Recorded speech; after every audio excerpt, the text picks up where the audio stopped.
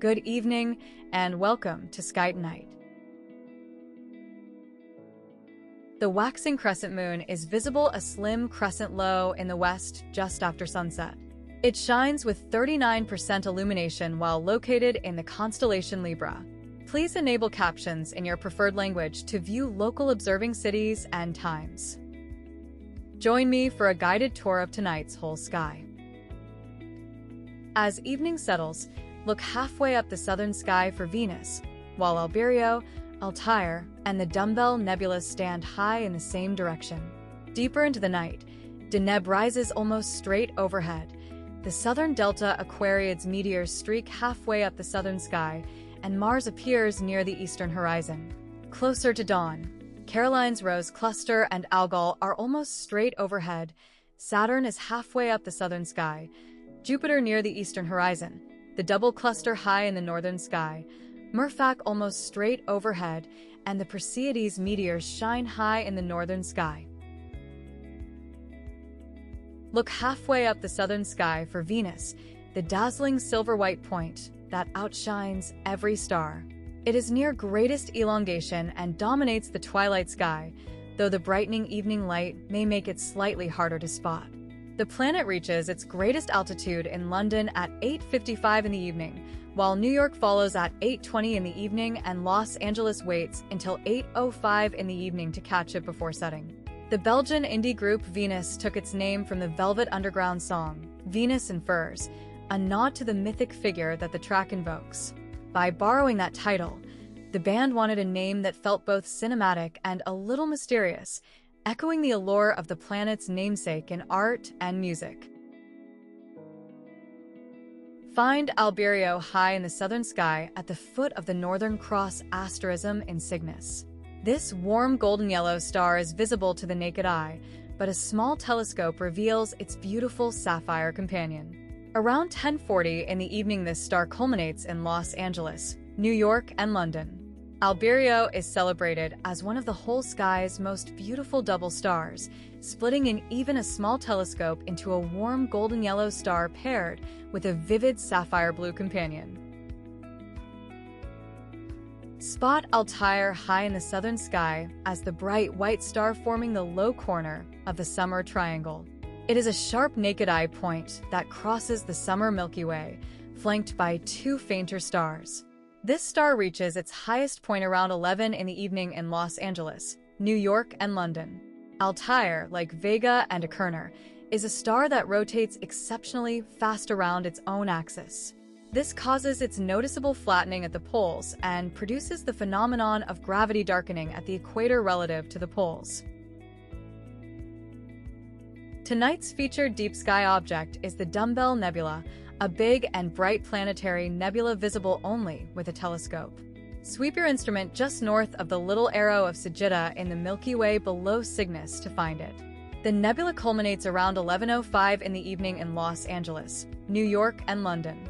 The Dumbbell Nebula answers to many names, called the Apple Core in English, the Diabolo in French, and the Hantelnebel in German, all inspired by its pinched, two-lobed shape. Look almost straight overhead for Deneb, the brilliant blue-white star at the top of the Northern Cross. It marks one corner of the Summer Triangle and sits in one of the richest star fields of the Milky Way. Around 11:50 in the evening, this star reaches its highest point in Los Angeles, New York, and London, remaining above the horizon all night. The radius of Deneb is estimated to be about 203 times that of the Sun. If this star replaced the Sun, its surface would extend far beyond Earth's orbit. The southern Delta Aquariids meteor shower is active tonight, though it is fading after its peak. Look halfway up the southern sky toward Aquarius and let your eyes wander off the radiant to catch the longest streaks. The radiant culminates around 1:45 in the morning in Los Angeles, New York, and London. Mars is rising from the eastern horizon as a low, orange-red naked eye point in the constellation Gemini. The planet rises in London at 1:17 in the morning, while New York follows at 1:56 in the morning and Los Angeles waits until 2:13 in the morning. The red planet gets its name from the ancient Roman god Mars, the deity of war who was also revered as a protector of crops and the very father of Rome's legendary founders, Romulus and Remus. Because March, the first month of the early Roman calendar, was named after him. The planet's name carries a double legacy of both conflict and the promise of new beginnings, a mythic echo that predates any telescope. The sky now turns to the crossings of Phobos across the disk of Mars. Phobos makes its first crossing of the apparent disk of Mars, lasting 53 minutes. In Los Angeles, the crossing occurs between 8:04 in the morning and 8:57 in the morning with Mars above the horizon. In New York, it happens between 11:04 in the morning and 11:57 in the morning as Mars is above the horizon. In London, the transit takes place between 4:04 in the afternoon and 4:57 in the afternoon while Mars is above the horizon. Phobos makes its next crossing of the apparent disk of Mars, lasting 53 minutes. In Los Angeles, the crossing occurs between 3:43 in the afternoon and 4:36 in the afternoon, with Mars above the horizon. In New York and London, Mars is below the horizon. Phobos makes its next crossing of the apparent disk of Mars, lasting 52 minutes.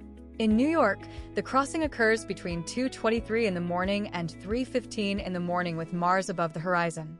In London, it takes place between 7:23 in the morning and 8:15 in the morning as Mars is above the horizon. In Los Angeles, Mars is below the horizon. Tonight's featured deep sky object is Caroline's Rose Cluster, a group of hundreds of stars in looping rows. Aim binoculars between Cap and Rho Cassiopeiae on the trailing side of the W to see it turn from a haze into a swarm. Around 3:05 in the morning, the cluster culminates in Los Angeles, New York, and London, staying above the horizon all night. She worked as her brother's assistant, sat up all night writing down what he shouted from the telescope, and still found 8 comets of her own. In catalogs, it is listed as NGC 7789. Look halfway up the southern sky for Saturn, a steady, unblinking golden point in Pisces. It is fainter than Jupiter, but its calm yellow glow makes it easy to identify with the naked eye. The planet reaches its highest point around 4 in the morning in Los Angeles, New York, and London. In Isaac Asimov's 1958 juvenile novel Lucky Star and the Rings of Saturn, the young hero darts through Saturn's rings, hides his ship inside the moon Mimas, and even discovers a Sirian colony on Titan, where the moon's air is described as almost as thick as Earth's and mostly methane. In reality, Mimas is smaller than Asimov imagined, about 240 miles across, not 340, and Titan's atmosphere is actually dominated by nitrogen and is denser than Earth's, not just a thin methane haze. Jupiter is rising from the eastern horizon as a bright naked-eye point in the constellation Cancer. It climbs highest in Los Angeles at 5:03 in the morning, then the best moment moves to New York at 4:52 in the morning, and onto London at 4:26 in the morning. NASA's Galileo spacecraft orbited Jupiter from 1995 to 2003, and the Juno probe has been studying the planet from orbit since arriving on July 4, 2016. Find the double cluster high in the northern sky as a hazy patch between Perseus and the W of Cassiopeia. Binoculars are needed to see this famous gem clearly, revealing 2 distinct groups of stars. Around 5:25 in the morning, the cluster culminates in Los Angeles and New York, remaining above the horizon all night, while London reaches its highest point at 5:10 in the morning, also staying above the horizon all night. Beyond the glittering twin swarms you see, the double cluster is wrapped in a huge halo of faint stars that pushes the whole system's weight up to at least 20,000 suns. That means the combined mass of NGC 869 and NGC 884, plus their extended family, is roughly 5 times the mass of the famous Pleiades cluster. Look almost straight overhead for Algol, the ghoulish eye of Medusa in Perseus. Follow the W of Cassiopeia extended toward Perseus to find this white star, which visibly dims and brightens over a few nights. Around 5:40 in the morning, this star culminates in Los Angeles and New York, remaining above the horizon all night, while London reaches its highest point at 5:10 in the morning, also staying above the horizon all night. Algol is actually a triple star system, and when its close pair lines up edge-on, the star visibly dims to the naked eye from magnitude 2.1 to 3.4 over about 10 hours before recovering. Murphak is one of the 50 brightest stars in the night sky, located almost straight overhead in Perseus. Follow the W of Cassiopeia extended toward Perseus to find this bright naked eye point. Around 5:40 in the morning, this star culminates in Los Angeles and New York, remaining above the horizon all night, while London reaches its highest point at 5:10 in the morning, also staying above the horizon all night. Murphak lies at the very center of the naked eye visible open cluster, known as the Alpha Persei cluster. It consists of numerous massive, young B-type stars that formed roughly at the same time and still move together through space. The Perseids meteor shower is active tonight, though it is fading after its peak.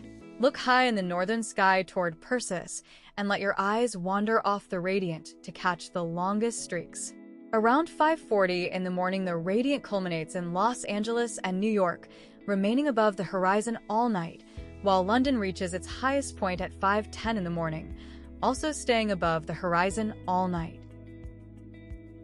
Join us again tomorrow for your nightly sky guide, and may you have clear skies.